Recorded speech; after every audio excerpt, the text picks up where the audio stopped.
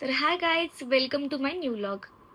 तर बऱ्याच दिवसापासून आपली यूट्यूब फॅमिली मला विचारत होती, की तुम्ही काय जॉब करता? तुम्ही प्रिन्सला कसं मॅनेज करता? त्याचं डेली रुटीन काय आहे? तर लास्ट टाईम मी एक व्हिडिओ बनवला होता, की त्याच्यामध्ये मी माझा जॉब रिव्हील केलेला. तर आत्ता मी सांगणार आहे, की मी प्रिन्सला कसं मॅनेज करते किंवा प्रिन्सला माझं डेली रुटीन काय आहे? प्रिन्स त्याच्यामध्ये कसं काय मी त्याला मॅनेज करते दिवसभर किंवा अ, जे काय आहे ते सगळ्या गोष्टी. काय असतं ना, की जे वर्किंग वुमन असतात ना, त्यांना खरंच आपल्या मुलांसाठी अजिबात टाईम नसतो. म्हणजे बघा ना, मी आत्ताच जॉबवरनं आली आहे. एक 10-15 मिनिटं झाले जॉबवरनं येऊन. 10-15 नाही, अर्धा तास झाला. सगळं घरातलं आवरलं थोडंसं. आम्ही दोघं फ्रेश पण झालो. अ, दिवाबत्ती केली आणि एक व्हिडिओ माझ्या डोक्यात आला जस्ट, की मला तुम्हाला ही गोष्ट सांगायची आहे. तर त्याच्यासाठी मी एक व्हिडिओ म्हणजे कसं असतं कंटेंट तर एकतर डोक्यामध्ये नसतात. सडनली काय आलं तर मी शेअर करते ते तुमच्यासोबत. पण आणि त्यातल्या त्यात मला सगळे विचारत पण होते. म्हणून मी जस्ट सांगते आहे. म्हणजे मी आत्ताच ऑफिसवरनं आली आहे. सगळ्या गोष्टी झाल्या. असं मुलांना जवळ घेणं, त्यांना लाडाने विचारलं, "बाबू तू दिवसभर काय केलं आज? कसा गेला स्कूलचा दिवस? कसं होतं सगळ्या गोष्टी? कोण तुझे फ्रेंड्स लोकं तुला काय बोलले? टीचर काय बोलल्या?" सगळ्या गोष्टी. जेव्हा वर्किंग वुमन असतात ना, ह्यांना हे नाही पॉसिबल होत. मुलं एकटे किती पडतात, ते किती एकटं जीवन जगतात. ज्यावेळेस ते सिंगल कोणी पॅरेंट असेल, तर त्यांना सगळे रोल प्ले करताना ना, या गोष्टी कदाचित ते कुठेतरी स्किप होतात. कुठेतरी ना ह्या गोष्टी त्यांच्याकडून त्या स्किप होतात. म्हणजे त्यांना पण टेन्शन असतं, की ऑफिसमधलं टेन्शन वेगळं असतं, सकाळची कामं वेगळे असतात, संध्याकाळी आल्यानंतरची कामं करायची असतात, मुलांचा अभ्यास घ्यायचा असतो. सगळ्या गोष्टी असतात त्यांच्यासोबत. आणि या सगळ्या ह्याच्यातनं आपण त्यांना इतके छोटे-छोटे गोष्टी असतात, पण मुलं हेच लक्षात ठेवतात, की आपण त्यांना विचारत नाहीये, आपण त्यांना कुठल्या गोष्टीला टाईम देत नाहीये. आणि आता त्यांना बोलायला येत नाही. कदाचित ह्या गोष्टी त्यांच्या डोक्यात पण नसतात. पण जेव्हा हे लोकं मोठे होतात ना, तेव्हा ह्या गोष्टी कळतात, की तू माझ्यासाठी त्या वेळेस असा-असा टाईम नव्हता स्पेंड केला. आणि खरी ही गोष्ट मी खूप मुलांना बघितल्या. म्हणजे पॅरेंट्सच्या तर मनामध्ये हे काहीच गोष्टी नसतात. काहीच नसतं आपल्या डोक्यामध्ये त्या गोष्टी. पण त्यांनी ह्या छोट्या-छोट्या गोष्टी ना इतक्या मनात कोरून ठेवलेल्या असतात ना, कधी-कधी काय होतं, की अशा वेळेस मुलं ना तिरस्कार पण करतात आई-वडिलांचा.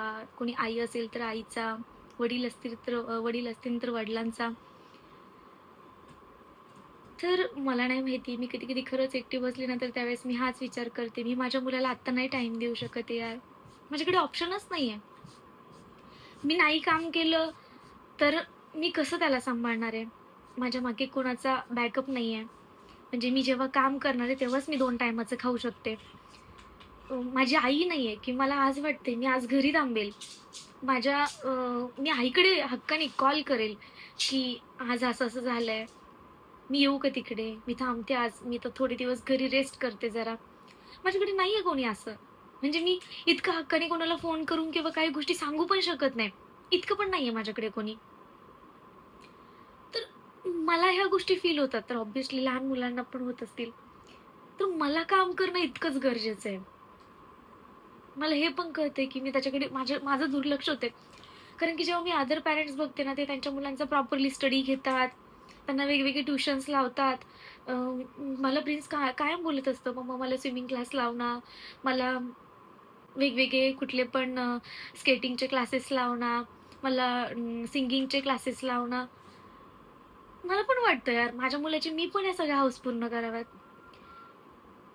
पण सगळाच प्रॉब्लेम आहे ना, माझ्याकडे टाईम या सगळ्या गोष्टींसाठी ना मी कॅपेबल पण आहे. म्हणजे मी त्याचा एक पण क्लास एक्स्ट्रा करेल इतके फायनान्शियल पण मी कॅपेबल नाही आता सध्या. कारण की मला नाहीये कोणाचा सपोर्ट.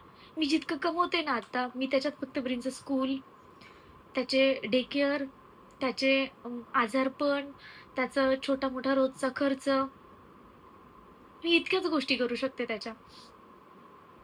मी त्याच्या वडिलांपासून वेगळी झालीये, पण मी त्यांच्याकडून किंवा ते लोकं मला ₹1 पण मेंटेनन्स देत नाहीये कसलाच. म्हणजे प्रिन्ससाठी पण देत नाहीये. तर मी असं कधी-कधी विचार करते ना, की आज मी माझ्या लेकराला टाईम नाही देते कुठलाच. मी सकाळी त्याला स्कूलला सोडवते. सकाळी मी त्याला 9:15ला स्कूलला सोडवते आणि रात्री डायरेक्ट मी त्याला 8 वाजता पिक करते. एवढ्या वेळामध्ये माझ्या मुलाला मी फक्त सकाळचं 1 तास आणि संध्याकाळचे 3 तास, 2.5 ते 3 तास फक्त भेटते.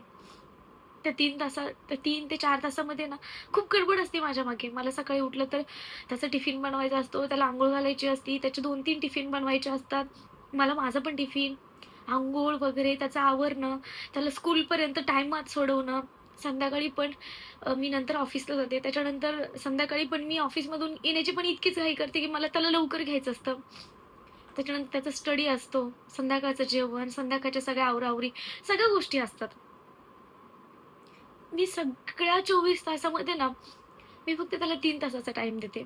तो पण सगळे कामं करत-करत त्याच्यामध्ये कितीतरी वेळा मारते, कितीतरी वेळा चिड करते.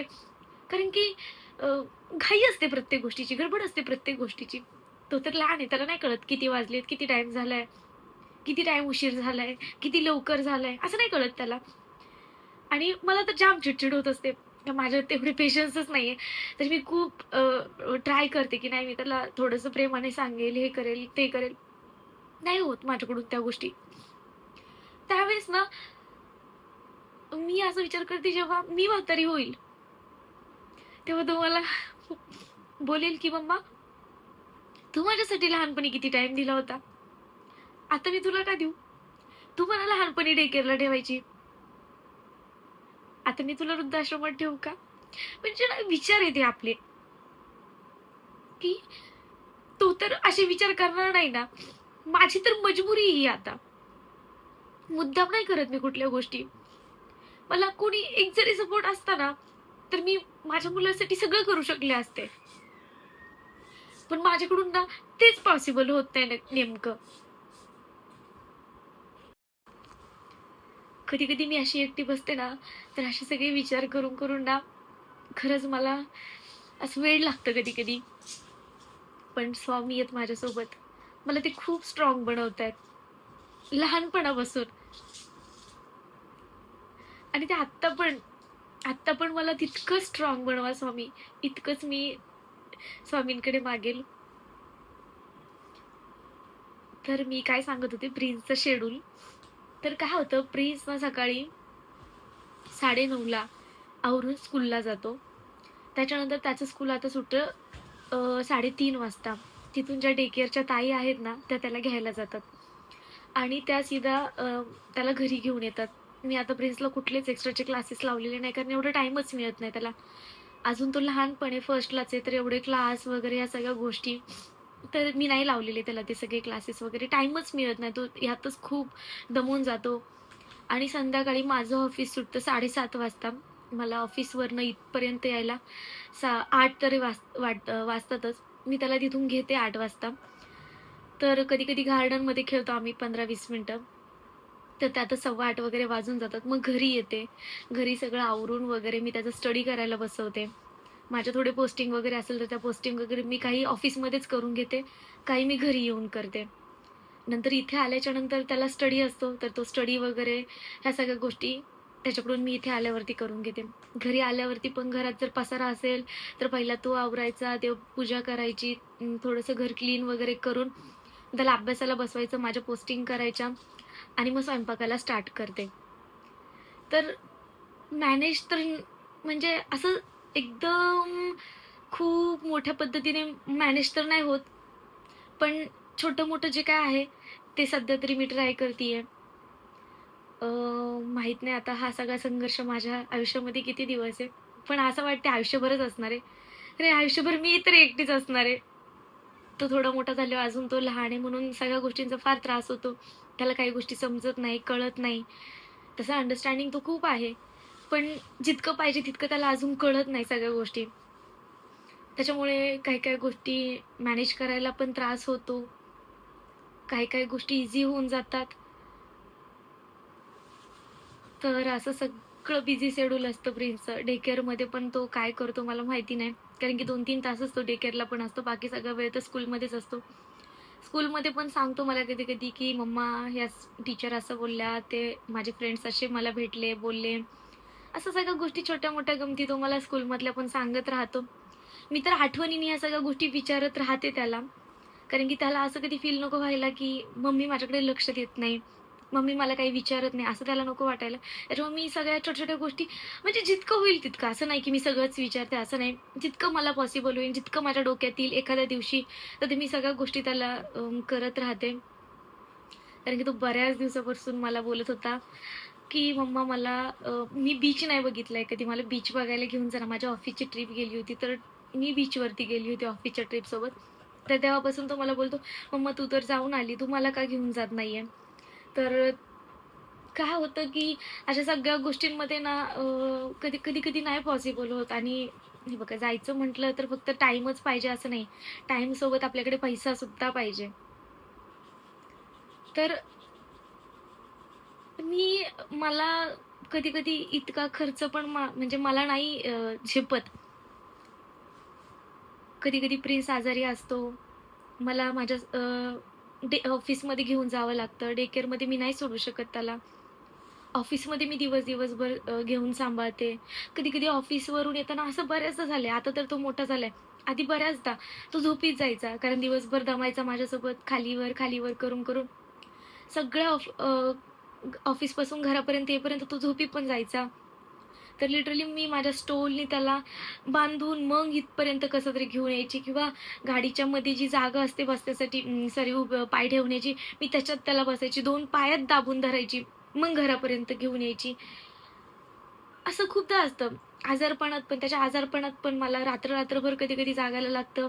सकाळी उठून ऑफिसचं आवरणं, ऑफिसला घेऊन त्याला जाणं, पूर्ण ऑफिसमध्ये पण त्याची काळजी घेणं, त्याची औषधं देणं, त्याला ताप आलाय का? त्याला काही दुसरा त्रास होतोय का? त्याला उलट्या होतायत का? बऱ्याचदा ऑफिसमध्ये असंच केबिनमध्ये उलट्या करणं. म्हणजे ऑफिस मला प्रत्येक वेळेस खरंच खूप चांगलं भेटलेलं आहे, की ते मला ॲडजस्ट करून घेतात, की बाबा ही सिंगल आहे. हिलाच करणं ह्या सगळ्या गोष्टी.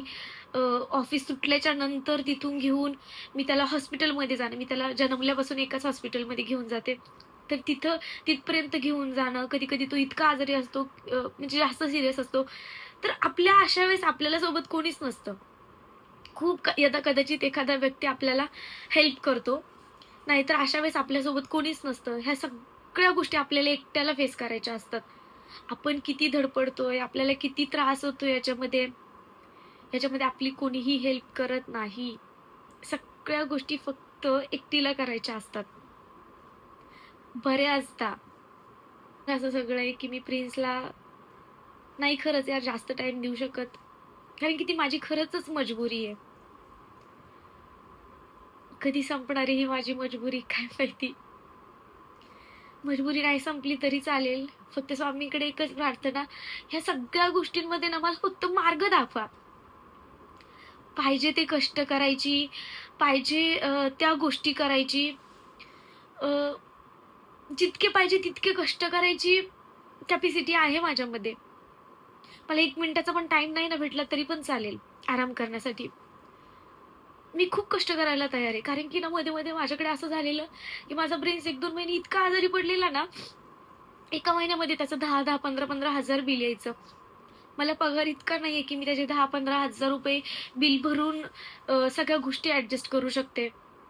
म्हणजे लिटरली ना तेव्हा माझ्या मनामध्ये असा विचार यायचा, "अरे यार, मी नाईट ड्युटी करू का कुठेतरी? की माझा खर्च तरी निघेल." जर माझा बेसिकली खर्च नाही निघू शकत, तर मी इतकं मुलाला एकटी टाकून जातीये, इतकं सगळं करतीये, काय उपयोग या सगळ्या गोष्टींचा?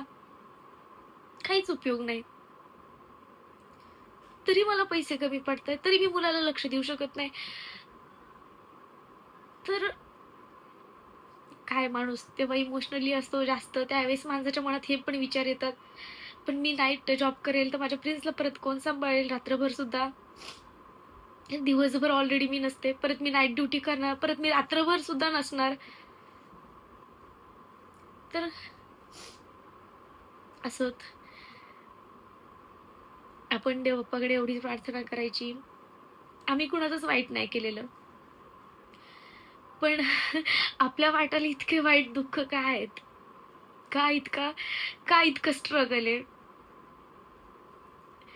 अं, माहीत नाही. मला बोलायला कधी-कधी काय होतं, की रडायच्या ह्याच्यामध्ये ना किंवा मला रडायचं नाहीये, माहीत नाही त्याच्यानं ऑटोमॅटिक डोळ्यातून पाणी येतं.